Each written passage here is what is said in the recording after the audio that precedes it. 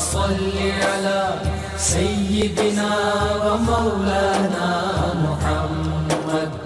وعلى بسم اللہ الرحمن الرحیم۔ السلام علیکم ناظرین و سامعین کرام۔ پروگرام یاد الہی میں روزانہ عظیم ہستیوں کے تذکارے پاک کیے جاتے ہیں اور اس کے ساتھ ساتھ کچھ ایسے موضوعات پر گفتگو ہوتی ہے جن سے آپ کو رہنمائی حاصل ہوتی ہے۔ آج مجدد دین و ملت حضرت شاہ احمد رضا خان قادری علیہ الرحمہ آپ کے تذکارے خیر ہوں گے۔ اس سے پہلے کتاب الشفا سے آج کا وظیفہ ام الصبیان یعنی بچے کے سوکھے پن جس کو سوکڑا بھی کہتے ہیں، اس سے نجات کا روحانی علاج، روحانی وظائف، چلڈرنز ویکنیس،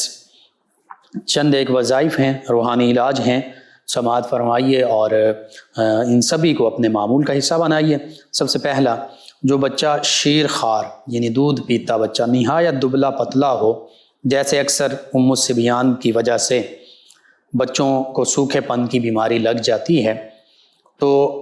آدھ سیر تیل سرسوں کا لے کر سامنے رکھا جائے، یعنی آدھا کلو آدھا سیر جو ہے سرسوں کا تیل وہ اپنے سامنے لے کر رکھیں، اور روح بقبلہ یعنی قبلہ روح ہو کر باوضو ہو کر 1000 مرتبہ اللہ سبحانہ و تعالی کے اسماء مبارکہ یا اللہ یا قہارو، یا اللہ یا قہارو، اس کو پڑھ کر اس تیل پر دم کیا جائے، اور وہ سرسوں کا تیل صبح شام 21 روز تک بچے کے جسم پر مالش کیا جائے۔ انشاءاللہ تعالی بچہ جلد تندرست ہو کر توانا ہوگا، طاقتور ہوگا۔ دوسرا، متاثرہ بچہ یعنی جو سوکھے پن کا شکار ہے، اس متاثرہ بچے کے دونوں کانوں میں 5 مرتبہ اذان کہنے سے، روزانہ 5 مرتبہ اذان کہنے سے اس مرض سے جلد شفا ملے گی انشاءاللہ۔ تیسرا روحانی علاج، روغن کنجد، سیسم آئل بھی اسے بولتے ہیں، یعنی تلوں کا تیل۔ تلوں کا تیل، اس پر سورۃ الاخلاص، قل هو اللہ احد، پوری سورہ مبارکہ بسم اللہ الرحمن الرحیم کے ساتھ 3 مرتبہ پڑھ کر دم کریں، اور ام الصبیان کے بچے کے سوکھا پن کے بچے کے تمام جسم پر صبح شام مالش کرتے رہیں، انشاءاللہ اللہ تعالی شفا عطا فرمائے گا۔ چوتھا روحانی علاج یہ ہے، اور اس میں دیسی علاج بھی ساتھ ہے، یہ جو مختلف آئلز وغیرہ ہیں، تو چوتھا روحانی علاج یہ ہے، جو بچہ یا بڑا بے حد لاغر اور دبلا پتلا ہو گیا، بچہ ہو یا بڑا ہو کوئی بھی، تھوڑا سا سرسوں کا تیل لے کر 1100 مرتبہ یعنی 1100 مرتبہ اس تیل پر اللہ سبحانہ و تعالیٰ کے اسم مبارک یا جبارو پڑھ کر دم کریں، اور 7 دن تک ہر روز اسی طرح دم کرتے رہیں 1100 مرتبہ یا جبارو پڑھ کر، اور اس تیل سے روزانہ مریض کے بدن پر مالش کی جائے، انشاءاللہ طاقت اور توانائی جلد واپس آئے گی، کمزوری اور لاغری دفع ہوگی۔ تو یہ 4 روحانی علاج ہیں، روحانی وظائف ہیں۔ بچوں یا بڑوں کے سوکھا پن کے حوالے سے ضرور اپنے معمول کا حصہ بنائیے، آپ کو ضرورت ہے، اپنے معمول میں لائیے اور عاد و وظائف میں شامل کیجئے، اور اسی طرح اپنے رشتہ داروں، اعزاء قریبا، پڑوسیوں، محلے داروں، امت مسلمہ کو بتائیے، امت مسلمہ تک پہنچائیے۔ میرے آپ کے ہمارے بتانے سے اگر کسی بھی ہمارے مسلمان بہن بھائی، کسی مسلمان فرد کا فائدہ ہوتا ہے، انشاءاللہ یہ ہمارے لیے دین و دنیا آخرت میں بھلائی، فائدے، نجات اور شفا کا باعث ہوگا۔ اللہ سبحانہ و تعالی مجھے، آپ کو، ہم سب کو آسانیاں عطا فرمائے، آسانیاں بانٹنے والا بنائے، مشکلات اور مصائب ہم سے دور فرما دے، اپنے پیارے حبیب مکرم صلی اللہ علیہ وآلہ وسلم کے تصدق سے آمین۔ جی ناظرین و سامعین، اعلی حضرت الشاہ امام احمد رضا خان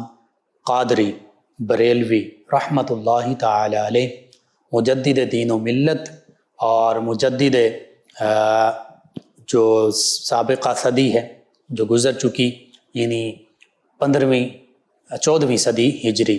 اس کے مجدد یہ 15ویں صدی ہجری ہے، اور آقا کریم صلی اللہ علیہ وآلہ وسلم نے ارشاد فرمایا تھا کہ ہر صدی میں ایک مجدد ہوتا ہے جو اسلام کی تجدید کرتا ہے،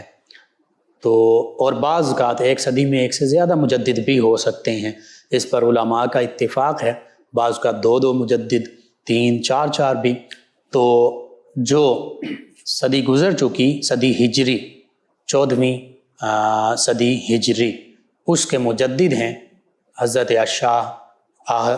امام احمد رضا خان قادری رحمۃ اللہ تعالی علیہ۔ ولادت باسعادت آپ کی شوال المکرم میں ہے، 10 جون 1856، یعنی جنگ آزادی جو تھی 1857 کی، اس سے تقریباً 1 برس پہلے آپ کی ولادت باسعادت ہوئی۔ خاندانی پس منظر یہ ہے کہ آپ حسباً نسباً پٹھان ہیں، اور افغانستان سے آپ کے آباء و اجداد کا تعلق ہے، افغانستان کے علاقے قندھار، اور قندھار کے ایک معزز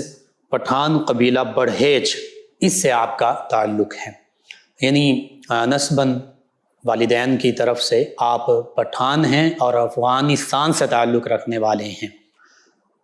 آپ کے آباء و اجداد نے قندھار سے ہجرت کی، لاہور ٹھہرے، اور علم و فضل میں بھی باکمال تھے۔ پھر وہی خانوادہ، وہی خاندان لاہور سے ہجرت کرتا ہے اور بریلی جا کر مسکن پذیر ہوتا ہے۔ امام احمد رضا خان قادری علیہ رحمہ کے والد گرامی مولانا نقی علی خان علیہ رحمہ بھی بہت بڑے عالم دین تھے، اللہ کے ولی تھے، اور آپ کے دادا جان مولانا رضا علی خان یہ بھی بہت بڑے عالم دین تھے، اور یہ خود اعلیٰ حضرت امام احمد رضا خان قادری رحمۃ اللہ تعالی علیہ آپ کے والد بزرگوار اور دادا جان، ان کے اسماء گرامی جب ہم سنتے ہیں، پڑھتے ہیں، تو غور کیجئے، اہل بیت اطہار علیہم الرضوان کے ساتھ نسبت کے حوالے سے احمد رضا آپ کا نام، نبی کریم صلی اللہ علیہ وآلہ وسلم کی نسبت سے احمد، اور رضا سیدنا امام علی رضا رضی اللہ عنہ ان کی نسبت سے۔ اسی طرح آپ کے والد گرامی نقی علی خان، امام نقی، ان کے نسبت سے نقی، اور سیدنا علی المرتضیٰ کرم اللہ وجہ الکریم کی نسبت سے علی، نقی علی خان۔ پھر دادا جان رضا علی خان، امام علی رضا، ان کی نسبت سے رضا بھی اور علی بھی، اور سیدنا علی المرتضیٰ کرم اللہ وجہ الکریم کی نسبت سے علی بھی۔ تو یہ اہل بیت اطہار علیہم الرضوان کے ساتھ نسبتیں یوں اس خاندان کی جڑتی ہیں، اور ان کی نسبتوں سے یوں یہ نام رکھتے ہیں، یعنی اہل بیت اطہار علیہم الرضوان کی بھی دلوں میں ان کے محبت ہے، تو اسی محبت کی وجہ سے انہی نسبتوں کے حوالے سے وہی نام رکھے جا رہے ہیں، اور آقا کریم صلی اللہ علیہ وآلہ وسلم سے بھی محبت، احمد رضا، اور مصطفیٰ، عبد مصطفیٰ، اعلیٰ حضرت امام احمد رضا خان قادری علیہ رحمہ اپنے لیے یہ لفظ بھی استعمال کیا کرتے تھے، عبد مصطفیٰ، خوف نہ رکھ رضا ذرا، تو ہے عبد مصطفیٰ، تیرے لیے ہی امان ہے، تیرے لیے ہی امان ہے، یعنی تو مصطفیٰ کریم صلی اللہ علیہ وآلہ وسلم کا غلام ہے، تجھے خوف کی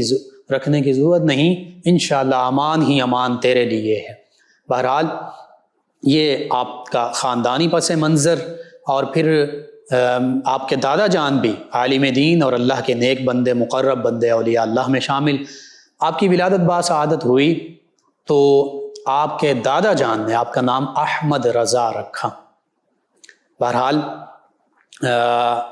اسی نام کو پھر آپ نے اپنے لیے پسند فرما لیا،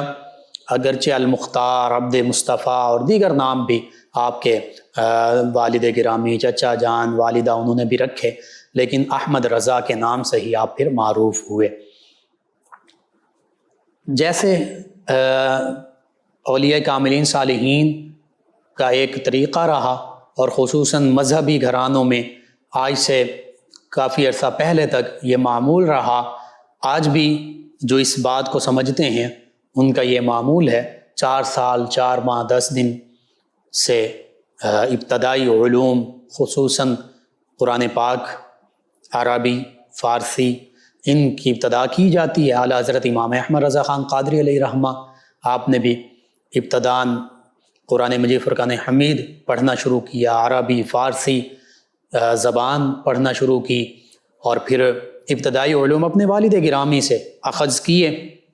اس کے بعد دیگر بڑے بڑے جید علماء جو ہیں ان کے سامنے بھی زانو تلمذ طے کیے، اور پھر 13 برس کی ہی عمر میں غالباً یا 8 برس کی عمر میں جب درس نظامی جو مروجہ دینی علوم ہیں وہ پڑھ رہے تھے تو ہدایت النحو، یہ درس نظامی کی نحو کی ایک کتاب ہے عربک گرامر کی، تو اس کی شرح آپ نے لکھی اور آپ کے اساتذہ والدین اش کر اٹھے اتنی کم عمری میں۔ پھر 13 برس کی عمر تھی کہ آپ نے دینی دنیاوی سائنسی ظاہری علوم جو ہیں ان کی تکمیل کی، اور 13 ہی برس کی عمر میں آپ کو دستار فضیلت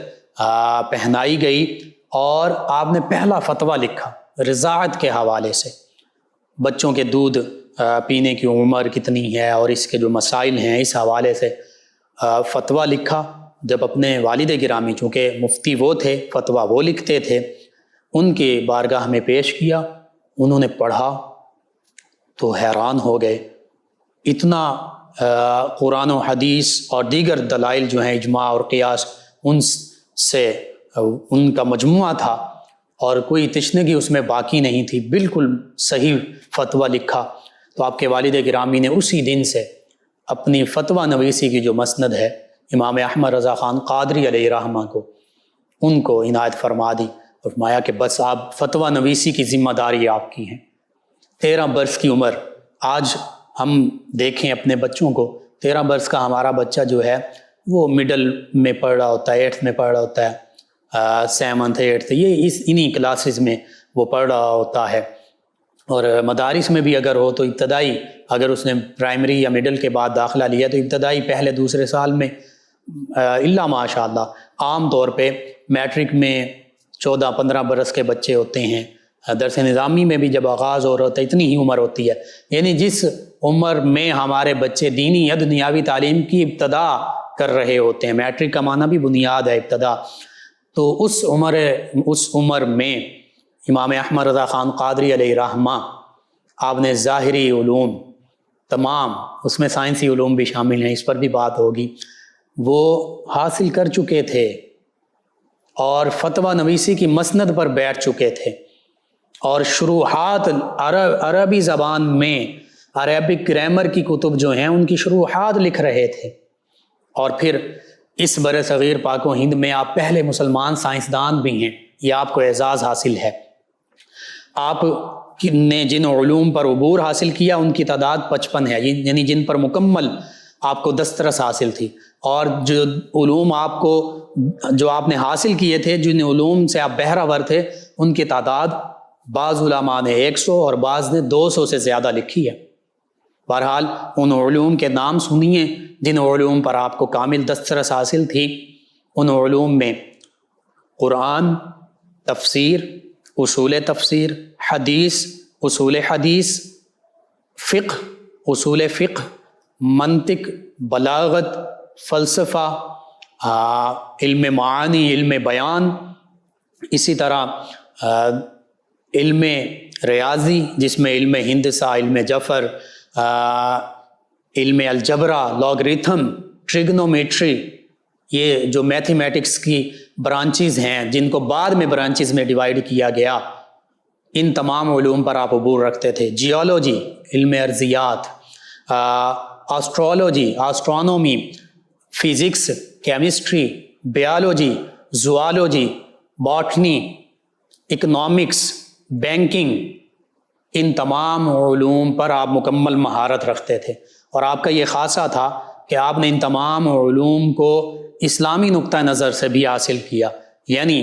میتھ کا فائدہ کیا ہو، میراث کی تقسیم کیسے کی جائے، دیگر جو معاملات ہوتے ہیں، زمین کے معاملات ہوتے ہیں، ان کا حوالے سے کیسے حساب کتاب کیا جائے، بینکنگ اور معیشت، اس کو آپ نے اسلامی اکنامکس کے طور پر کہ اسلام کا معاشی نظام جو ہے اس کو کیسے ڈیولپ کیا جائے آپ نے اخذ کیا۔ حتیٰ کہ اسی حوالے سے ایک بہت خوبصورت واقعہ اس کو آپ سنیں تو پتہ چلے کہ آپ کا میتھمیٹکس کا علم کیسا تھا، الجبرا کا علم آپ کو کیسے حاصل تھا۔ سر ضیاء الدین جو مسلم یونیورسٹی علی گڑھ میں پروفیسر تھے میتھمیٹکس کے، جرمنی سے پی ایچ ڈی غالباً انہوں نے کی تھی، ان کا میتھمیٹکس کا الجبرا کا ایک مسئلہ، ایک پرابلم، ایک کویسچن وہ سالو نہیں ہو رہا تھا، حل نہیں ہو رہا تھا۔ تو وہیں پر دینیات کے پروفیسر تھے سید سلیمان اشرف، جو اعلیٰ حضرت امام احمد رضا خان قادری علیہ رحمہ کے مرید تھے، عقیدت مند تھے۔ تو انہوں نے بتایا کہ یہ معاملہ ہے، مجھے جرمنی جانا پڑے گا، یہ مسئلہ حل نہیں ہو رہا میتھ کا۔ تو سلیمان اشرف جو تھے، سید سلیمان اشرف دینیات کے پروفیسر، انہوں نے کہا کہ آپ امام احمد رضا خان قادری علیہ رحمہ ان کی بارگاہ میں حاضر ہو جائیں، ان سے کے سامنے یہ مسئلہ پیش کریں، انشاءاللہ وہ اس کا حل پیش آپ کو کر دیں گے، حل یہ مسئلہ آپ کا حل کر دیں گے۔ وہ بڑے حیران ہوئے، کہنے لگے وہ تو مولوی صاحب ہیں، انہیں میتھ کا کیا پتہ۔ انہوں نے کہا آپ ایک دفعہ چلے جائیے، آپ کا مسئلہ حل ہو جائے گا، آپ کو کہیں اور جانے کی ضرورت نہیں پیش آئے گی۔ بہرحال سر ضیاء الدین جو میتھمیٹکس کے پروفیسر ہیں مسلم یونیورسٹی علی گڑھ میں، وہ اعلیٰ حضرت امام احمد رضا خان قادری علیہ رحمہ کی بارگاہ میں حاضر ہوتے ہیں، اپنا مسئلہ پیش کرتے ہیں۔ امام احمد رضا خان قادری علیہ رحمہ وہ مسئلہ وہیں بیٹھے بیٹھے ان کو حل کر کے دے دیتے ہیں، اور ساتھ ہی فرماتے ہیں کہ میری فلاں الماری میں فلاں کتاب میں بھی یہ مسئلہ یوں ہی موجود ہے، وہاں سے بھی دیکھ لو۔ وہاں سے بھی دیکھتے ہیں تو بالکل وہی ہوتا ہے جیسے اعلیٰ حضرت امام احمد رضا خان قادری علیہ رحمہ نے کاغذ پر، پیپر پر سالو کر دیا تھا، سلوشن نکال دیا میتھمیٹکس پرابلم کا، الجبرا کا جو پرابلم تھا اس کا، الجبرک پرابلم کا۔ بہرحال بڑے حیران ہوتے ہیں اور خوشی خوشی پھر واپس جاتے ہیں۔ یہ واقعہ امام احمد رضا خان قادری علیہ رحمہ کے میتھ میں آپ کی مہارت کو ظاہر کرتا ہے، یعنی میتھ میں پی ایچ ڈی پروفیسرز وہ آپ سے میتھ کے الجبرا کے مسائل جو ہیں وہ حل کروا رہے ہیں۔ اسی طرح ٹریگنومیٹری جو مثلث کے معاملات ہوتے ہیں،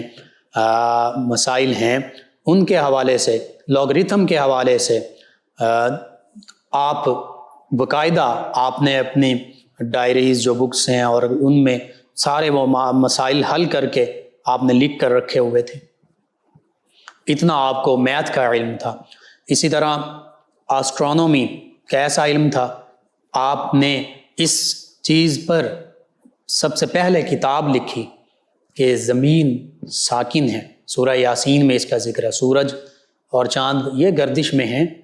وَالشَّمْسُ تَجْرِي لِمُسْتَقَرٍّ لَهَا ذَلِكَ تَقْدِيرُ الْعَزِيزِ الْعَلِيمِ وَالْقَمَرَ قَدَّرْنَاهُ مَنَازِلَ حَتَّى عَادَ كَالْعُرْجُونِ الْقَدِيمِ لَا الشَّمْسُ يَنبَغِي لَهَا أَن تُدْرِكَ الْقَمَرَ وَلَا اللَّيْلُ سَابِقُ النَّهَارِ وَكُلٌّ فِي فَلَكٍ يَسْبَحُونَ۔ ان آیات بینات کے تحت آپ نے سائنٹیفکلی بھی اور قرآن و حدیث سے بھی ثابت کیا کہ زمین گردش نہیں کرتی، زمین ساکن ہے، سورج اور چاند گردش کرتے ہیں، وَكُلٌّ فِي فَلَكٍ يَسْبَحُونَ، اپنے اپنے محور میں یہ گھوم رہے ہیں، اور چاند سورج کو نہیں پکڑ سکتا، سورج چاند کو نہیں پکڑ سکتا، ہر ایک اپنے ایک اسپیسیفک سرکولر آربٹ میں، مدار میں، دائرے میں سرکولیٹ کر رہے ہیں۔ اس پر سب سے پہلے آپ نے لکھا۔ بہرحال اسی طرح بصریات، آپٹکس کا شعبہ ہو فزکس کا، اس پر آپ نے لکھا، ساؤنڈ، صوتیات کا شعبہ ہو فزکس کا، اس پر آپ نے لکھا، کیمسٹری کے حوالے سے لکھا۔ اور یہ کوئی اچنبے کی، حیرانگی کی بات نہیں ہے، حضرت امام جعفر الصادق رضی اللہ عنہ، سیدنا علی المرتضیٰ کرم اللہ وجہ الکریم، ان ہستیوں نے آقا کریم صلی اللہ علیہ وآلہ وسلم سے یہ تمام علوم حاصل کیے تھے۔ Jabir bin Hayyan, the founder of chemistry, is the student of Imam Jafar الصادق رضی اللہ عنہ۔ جابر بن حیان جو علم کیمیا کا بانی مانا جاتا ہے، وہ حضرت جعفر صادق رضی اللہ عنہ، سیدنا امام جعفر صادق رضی اللہ عنہ کا طالب علم تھا، اسٹوڈنٹ تھا، ان کا شاگرد تھا۔ تو یوں یہ علوم جو ہیں، حقیقت یہ ہے کہ آج ہم نے ان کو دینی، دنیاوی، ظاہری، ان علوم میں تقسیم کر دیا، سائنسی، قدیم، جدید۔ حقیقت یہ ہے کہ ہمارے جو آباء و اجداد تھے، جو ہمارے اسلاف تھے، جو ہمارے بزرگ تھے، جو اولیاء اللہ تھے، اہل بیت تھے، صحابہ کرام تھے، اور دیگر سائنٹسٹ، ان کی آپ تصاویر دیکھ لیجئے، ابن الحیثم، ابو علی سینا، ابن النفیس، جابر بن حیان، وہ مولوی بھی تھے، عالم دین بھی تھے۔ وہ 21 سال کا اس وقت تعلیمی پیریڈ ہوتا تھا، اکیڈمک پیریڈ ہوتا تھا، اس میں سب سے پہلے قرآن و سنت، عربی، فارسی یہ سکھایا جاتا تھا، حفظ بھی کر لیتے تھے، درس نظامی یعنی فقہ، تفسیر، اصول تفسیر، حدیث، اصول حدیث، فقہ، قرآن و سنت سبھی کچھ پڑھایا جاتا تھا۔ پھر اس کے ساتھ ساتھ physics, chemistry, biology, mathematics, algebra, سارے مضامین پڑھائے جاتے تھے۔ جس کا پھر جدھر زیادہ دھیان ہوتا تھا وہ اس میں اسپیشلائزیشن کر لیتا تھا، یعنی اسی میں پھر آگے مزید پڑھتا تھا۔ ابن الحیثم کا فزکس کی طرف توجہ ہوئی تو فزسٹ بن گیا، جابر بن حیان کی کیمسٹری کی طرف توجہ ہوئی تو کیمسٹ بن گیا، اسی طرح ابن النفیس کی طب کی طرف توجہ ہوئی تو وہ فزیشین، ڈاکٹر بن گیا۔ تو یہ ان کی تصاویر آپ دیکھ لیں، پگڑیاں بھی باندھی ہوئی ہیں، داڑھیاں بھی ہیں، یعنی عالم دین بھی تھے اور عالم دنیا بھی تھے، جن کو ہم اپنے معنوں میں دنیا کہتے ہیں۔ حقیقت میں دین اور دنیا کوئی علیحدہ علیحدہ چیزیں نہیں ہیں، جن کو ہم دنیاوی معاملات کہتے ہیں، اگر ہم اس کو اسلام کے لیے،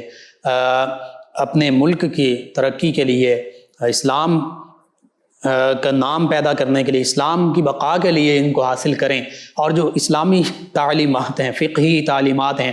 کیمسٹری کی فقہ میں ضرورت پڑتی ہے، بعض کا زمین کے معاملات اور زمین کا تجزیہ اور اس میں ضرورت پڑتی ہے، میتھ کی ضرورت پڑتی ہے، ان چیزوں کی، اور دین کی ضرورت ہر معاملے میں ہوتی ہے۔ بہرحال امام احمد رضا خان قادری علیہ رحمہ اس بر صغیر پاک و ہند میں پہلے مسلمان سائنسدان ہیں جنہوں نے مختلف سائنسی علوم پر تحقیق بھی کی، کتب بھی لکھی اور بات بھی کی، اور یہ آپ کے سائنسی علوم میں آپ کو اللہ سبحانہ وتعالی نے ملکہ اور مہارت عطا فرمائی تھی کہ آپ ایک سائنٹسٹ بھی ہیں۔ اس پر عام طور پر علماء بات ہی نہیں کرتے، کرنی چاہیے بات۔ اور پھر دینی حوالے سے بات کی جائے، قرآن کی خدمت آپ نے کیسے کی؟ ترجمہ کنز الایمان، ایمان کا خزانہ ہم تک پہنچا دیا، ایسا ترجمہ کیا قرآن مجید فرقان حمید کا جو علم، ادب کی چاشنی پر مشتمل ہے، جس میں کسی قسم کی معاذ اللہ ثم معاذ اللہ، نہ اللہ رب العزت، نہ اللہ کے پیارے حبیب صلی اللہ علیہ وآلہ وسلم، نہ صحابہ کرام، نہ اہل بیت کرام، کسی کی بھی بے ادبی کا شائبہ نہیں پایا جاتا۔ گفتگو لمبی ہو سکتی ہے۔ الرحمن علی العرش استویٰ، اس کا ترجمہ مختلف لوگوں نے مختلف کیا، اللہ عرش پر بیٹھا، اللہ عرش پر چڑھا، معاذ اللہ ثم معاذ اللہ، اللہ تو جسم سے پاک ہے۔ امام احمد رضا خان قادری علیہ رحمہ نے ترجمہ یوں کیا کہ اللہ سبحانہ وتعالی نے عرش پر استوا فرمایا جیسا کہ اس کی شان کے لائق ہے۔ سورہ بقرہ کے دوسرے رکوع میں اللہ یستہزئ بہم، جہاں کفار کا ذکر ہے کہ صحابہ کرام علیہم رضوان کے بارے میں وہ بکواسات کرتے ہیں، منافقین صحابہ کرام علیہم رضوان کے بارے میں معاذ اللہ ثم معاذ اللہ کہتے ہیں یہ تو بے وقوف ہیں، ہم ان بے وقوفوں کی طرح ایمان لائیں،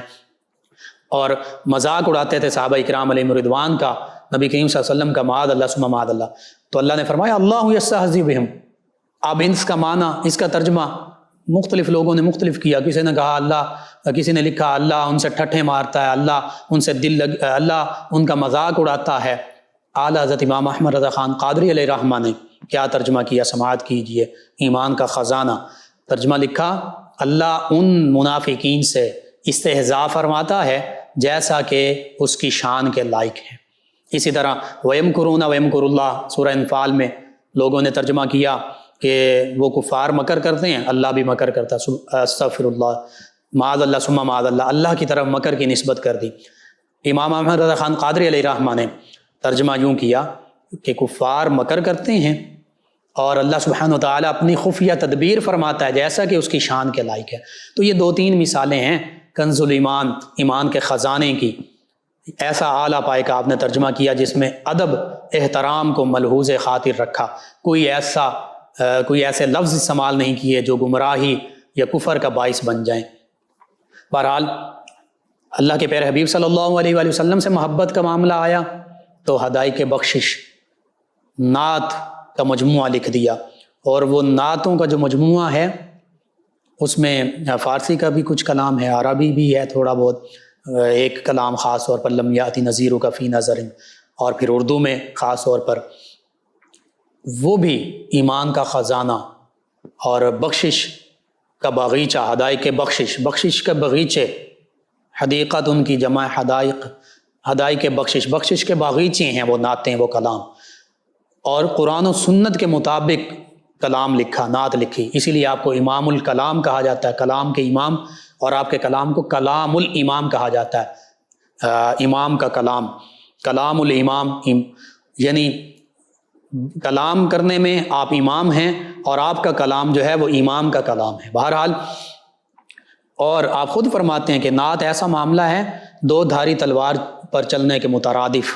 اگر نبی کریم صلی اللہ علیہ وسلم کو بڑھاؤ گے ان کی شان سے، جو ان کی شان ہے، ان کی شان تو وراء الورا ہے، یعنی اس میں شامل کر دو گے جو الوہیت ہے، معاذ اللہ ثم معاذ اللہ، جیسے یہود و نصارہ نے ابن اللہ کہہ دیا نبیوں کو، اللہ کا بیٹا بنا دیا، تو الوہیت میں جا پہنچتا ہے بندہ، اور اگر کم کرتے ہو تو پھر تنقیص میں جا پہنچتا ہے، گستاخی میں۔ تو یہ دو دھاری تلوار پر چلنا ہے۔ آپ نے قرآن و سنت کے مطابق آقا کریم صلی اللہ علیہ وآلہ وسلم کی مدح سرائی کی، حدائق بخشش کی شکل میں۔ اسی طرح فقہ کی باری آتی ہے تو اللہ تعالیٰ نبویہ فی الفتاوی الرضویہ، یہ لکھتے ہیں فی الفتاوی الرضویہ، یعنی فتاوی رضویہ جس کو عام زبان میں کہتے ہیں، 12 جلدوں، اور آج تو 30 جلدوں پر وہ مشتمل ہے، 25 سے 30 جلدوں پر، اور اس میں ہزاروں مسائل کا حل آپ نے پیش کیا۔ اسی طرح علامہ اقبال علیہ الرحمہ نے آپ کے بارے میں لکھا تھا کہ اگر امام اعظم ابو حنیفہ رضی اللہ عنہ ہوتے تو آپ پر فخر کرتے، اور یہ بھی لکھا کہ چونکہ اعلیٰ حضرت امام محمد رضا خان قادری علیہ الرحمہ بد مذاہب کے معاملے میں، قادیانیت، نیچریت، دیگر جو بد مذاہب تھے، ان حوالوں سے آپ بہت سختی کا مظاہرہ کرتے تھے، بالخصوص کفار پر بہت سختی کا، آپ انگریزوں سے بہت دور رہتے تھے، انگریزوں کے حوالے سے، انگریز کی ہر چیز، ہر معاملے سے، ان کی سازشوں سے دور رہتے تھے، اشداء علی الکفار کا پیکر تھے۔ تو علامہ اقبال علیہ الرحمہ نے غالباً لکھا تھا کہ یہ سختی بہت زیادہ تھی، شدت، اور وہ ہونی چاہیے، وہ ایمان یہی ہے۔ اللہ کے پیارے حبیب صلی اللہ علیہ وآلہ وسلم فرمایا کہ جس نے اللہ کی خاطر محبت رکھی اور اللہ کی خاطر بغض بھی رکھا، دشمنی بھی رکھی، اور اللہ کی خاطر عطا کیا، اللہ کی خاطر روک لیا، فقد استکمل الایمان، اس نے ایمان کی تکمیل کر لی۔ بہرحال علامہ اقبال علیہ الرحمہ نے لکھا تھا کہ وہ سختی آپ میں تھی جو ایمان کی سختی ہوتی ہے، ورنہ آپ اپنے اس دور کے امام اعظم تھے، امام اعظم ابو حنیفہ تھے، فقہی معاملات میں ایسا آپ کا بلند پایا ہے۔ پھر آپ نے جو کتب تصنیف فرمائی وہ 1000 سے زیادہ ہیں، اور الدولۃ المکیہ، جس موضوع پر مکۃ المکرمہ آپ حاضر ہوئے حج کے لیے، زیارات کے لیے، پھر مدینہ طیبہ حاضر ہوئے، پہلی دفعہ حاضر ہوئے وہاں کے علماء سے آپ نے خود فیوز و برکات حاصل کی، دوسری دفعہ حاضر ہوئے اور علماء نے مکۃ المکرمہ کے حنفی، شافعی، حنبلی، مالکی سبھی علماء نے آپ کو سندات سے نوازا اور آپ کی تعریف کی، اور جب دوسری دفعہ حاضر ہوئے حسام الحرمین، اس حوالے سے آپ کی تائید کی، اور جو کفریہ کلمات اور عبارات تھیں ان پر تائید کی، فتویٰ دیا کہ جو نبی کریم صلی اللہ علیہ وآلہ وسلم کے بارے میں نازیبہ کلمات، کفریہ کلمات لکھتا ہے، بولتا ہے یا عقیدہ رکھتا ہے، بالکل اس کا اسلام سے کوئی تعلق نہیں ہے۔ اور امام احمد رضا خان قادری علیہ الرحمہ نے ان تمام بزرگوں سے سندات بھی حاصل کی، ان تمام بزرگوں نے تائید بھی کی، بڑی محبت کا مظاہرہ کیا، ان کے ساتھ بڑی محبت کا سلوک اپنایا۔ تو عالم عرب ہو، عجم ہو، تمام میں امام احمد رضا خان قادری علیہ الرحمہ کو علمی پذیرائی حاصل ہوئی۔ امام احمد رضا خان قادری علیہ الرحمہ وہیں پر مکۃ المکرمہ میں علم غیب کے حوالے سے کچھ سوال کیا گیا کہ اور کہا گیا آپ سے علماء کی جانب سے کہ اس پر قرآن و حدیث اور جو ہمارے اسلاف ہیں اس حوالے سے کچھ آپ لکھیے۔ تو غالباً 300 یا 300 سے زیادہ صفحات پر آپ نے عربی میں، بغیر آپ کے سامنے کوئی کتاب نہیں تھی، آپ کا سارا کتب کا ذخیرہ تو یہاں ہندوستان میں بریلی شریف میں تھا، تو آپ نے بغیر کتابیں دیکھے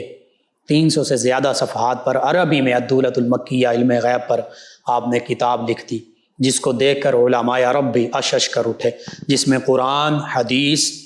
اور اسلاف کے اقوال کے حوالے سے نبی کریم صلی اللہ علیہ وآلہ وسلم کے علم غیب کی وضاحت کی گئی تھی. وما هو علی الغیب بدنین. اللہ فرماتا ہے کہ میرے یہ حبیب صلی اللہ علیہ وآلہ وسلم تو غیب کی خبریں دینے میں، غیب کی باتیں بتانے میں بخیل نہیں ہیں، کنجوس نہیں ہیں. اور صحیح مسلم، صحیح بخاری، دیگر کتب میں حدیث مبارکہ موجود، صحابہ کرام علیہم رضوان راوی ہیں کہ آقا کریم صلی اللہ علیہ وآلہ وسلم نے فجر کی نماز پڑھائی، پھر ممبر پر تشریف لائے، ظہر کی نماز کے بعد پھر ممبر پر، عصر کے بعد پھر ممبر، مغرب کے بعد عشاء ہو گئی. آقا کریم صلی اللہ، صحابہ کرام فرماتے ہیں آقا کریم صلی اللہ علیہ وآلہ وسلم نے ہمیں قیامت تک جو پہلے واقعات ہو چکے اور جو ہونے والے ہیں قیامت تک، ان تمام واقعات کی خبر دے دی. ہم میں سے جس نے جتنا یاد رکھا، جس نے بھلا دیا. اور اکثر صحابہ کرام فرمایا کرتے تھے کہ جب ہمارے سامنے کوئی واقعہ پیش آتا تو ہمارے ذہن میں آ جاتا کہ یہ تو ہمیں نبی کریم صلی اللہ علیہ وآلہ وسلم نے ارشاد فرما دیا تھا، اس کے بارے میں بتا دیا تھا. یہ علم غیب اللہ سبحانہ وتعالی نے اپنے پیارے حبیب صلی اللہ علیہ وآلہ وسلم کو عطا فرمایا. بہرحال امام احمد رضا خان قادری علیہ رحمہ، آپ نے جتنے فتنے اٹھے سیاسی حوالے سے، معاشرتی حوالے سے، حتیٰ کہ دینی حوالے سے، ان تمام فتنوں کا آپ نے رد کیا، تقریر کی شکل میں، تحریر کی شکل میں، لکھ کر، بول کر. حتیٰ کہ تحریک پاکستان، دو قومی نظریہ سب سے پہلے حضرت امام مجدد الفسانی علیہ رحمہ نے پیش کیا، وہ بھی مجدد تھے. پھر اس کے ساتھ چلتے چلتے شاہ ولی اللہ محدث دہلوی علیہ رحمہ نے پیش کیا. پھر امام احمد رضا خان قادری علیہ رحمہ نے دو قومی نظریہ سب سے پہلے پیش کیا. جب ہندو مسلم بھائی کی تحریکیں اٹھ رہی تھیں، جب تحریک موالات، تحریک خلافت، جس میں ہندو بھی ساتھ شامل تھے، یہ تحریکیں چل رہی تھیں، تو اس موقع پر بھی اعلیٰ حضرت امام احمد رضا خان قادری علیہ رحمہ نے فرما دیا تھا کہ یہ ہندو ہمارے کبھی بھی بھائی نہیں ہو سکتے، یہ ہمارے دوست نہیں ہو سکتے، یہ ہمارے دشمن ہیں، ان کے ساتھ ہمارا کبھی اتحاد نہیں ہو سکتا. اور پھر وقت نے بتایا، ثابت کیا کہ جو امام احمد رضا خان قادری علیہ رحمہ نے فرمایا تھا کہ یہ ہندو مسلمان کا دوست نہیں ہو سکتا، یہ دشمن ہے، وہ دشمنی پھر پاکستان بننے سے پہلے، تحریک خلافت کے بعد ہندو دشمنی جو ہے وہ سامنے ابھر کر سامنے آ گئی، جب ہندوؤں نے کہا کہ نہیں، ہم مسلمانوں کو کسی قسم کی نمائندگی کا حق نہیں دینا چاہتے، ہم مسلمانوں کے لیے آزاد وطن کے مطالبے کی حمایت نہیں چاہتے. تو اس وقت پھر قائد اعظم علیہ رحمہ اور دیگر جو مسلمان رہنما تھے، جس میں علماء اور مشائخ تھے، انہیں اس بات کا پتہ چل گیا کہ واقعتاً امام احمد رضا خان قادری علیہ رحمہ جو فرماتے تھے وہ بالکل صحیح تھا. تو اس طرح دینی، دنیاوی، معاشرتی، سیاسی تمام تحاریک میں قرآن و سنت کے حوالے سے جو صحیح تعلیمات تھیں، ان پر امام احمد رضا خان قادری علیہ رحمہ خود بھی کاربند رہے، اپنے متبعین، متوسلین کو، امت مسلمہ کو بھی اسی کا درس دیتے رہے. ہر فتنے کا آپ نے تحریری اور تقریری ہر معاملے میں رد فرمایا. 25 صفر المظفر آپ کا یوم وصال، اسی حوالے سے آپ کے جو شخصیت ہے اس کے مختلف پہلوؤں پر مختصر سے انداز میں گفتگو ہوئی، کما حق کو گفتگو نہیں ہو سکی. بہرحال اللہ سبحانہ وتعالی سے دعا ہے اللہ سبحانہ وتعالی ہمیں آپ کے نقش قدم پر چلنے کی توفیق عطا فرمائے، اور جو علم کے خزانے آپ نے اکٹھے کیے ہیں ان سے بہرور ہونے کی توفیق عطا فرمائے. آمین. اللہم صلی علی سیدنا و مولانا محمد وعلی سیدنا. جی ناظرین و سامعین، ایک مرتبہ پھر آپ کی خدمت میں حاضر ہے آپ کا میزبان محمد لقمان رضا. ہمیں جوائن کی ارشد صاحب نے ہرنیوں کا علاج پوچھا ہے. سورہ فاتر کی آیت مبارکہ 41، اس کو لکھ کر ناف کی جگہ پر باندھیں، ناف اپنی جگہ پر آ جائے گی، اور اگر مستقل باندھا رہے تو ناف اپنی جگہ پر ہی رہے گی انشاءاللہ. ایک اور لسنر نے نام نہیں لکھا، ستاروں کے بارے میں کہتے ہیں کہ آپ دیکھتے ہیں. جی ستارے کیا ہوتے ہیں مجھے اس بارے میں آپ بتا دیجئے، پھر اس پر بات کریں گے. ریگولر لسنرز ہیں، انہوں نے ہمیں جوائن کیا. افتخار ڈوگر صاحب ہیں، بابا نونا صاحب ہیں، غلام رسول صاحب، علی عباس صاحب، احمد صاحب، غلام حسین صاحب 208 چک ڈوگراں والا سے. اور ایک ہمارے لسنر ہیں، یہ کہتے ہیں کہ میں خواب 2 سال سے آتا ہے یہ کہ قرآن پاک پڑھ رہے ہیں سبھی، میں بھی پڑھتی ہوں. بالکل مبارک ہیں، قرآن پاک ویسے بھی پڑھنا چاہیے. سلام بھی کہا. جی وعلیکم السلام. حافظ انس ہیں، کہتے ہیں السلام علیکم. سنیک کی تعبیر پوچھی ہے. جی عام طور پہ سنیک کی تعبیر دشمن سے کی جاتی ہے. ایک اور ہمارے لسنر ہیں محمد طاہر حسین صاحب، کہتے ہیں مفتی صاحب کیا بیٹے کا نام ہم لوگ محمد مصطفیٰ رکھ سکتے ہیں؟ جی رکھ سکتے ہیں، محمد نبی کریم صلی اللہ علیہ وسلم کی نسبت سے، مصطفیٰ بھی رکھ سکتے ہیں، کوئی اس میں حرج نہیں ہے۔ محمد ارشد صاحب ہیں، انہوں نے ہرنیوں کا پوچھا، آپ کو جی ہرنیوں کا علاج ہم نے بتا دیا۔ آپ تمام ویورز لسنرز کا شکریہ، آپ ہمیں جوائن کرتے ہیں، اپنے فیڈ بیک سے آگاہ کرتے ہیں۔ ناظرین و سامعین، پروگرام یاد الہی کا وقت ختم ہو جاتا ہے، انشاءاللہ کل صبح دوبارہ آپ سے ملاقات ہوگی۔ پروگرام یاد الہی میں اپنے میزبان محمد لقمان رضا اور ہماری ٹیم کو اجازت دیجیے، اللہ نگہبان۔ اللهم صل على سيدنا ومولانا محمد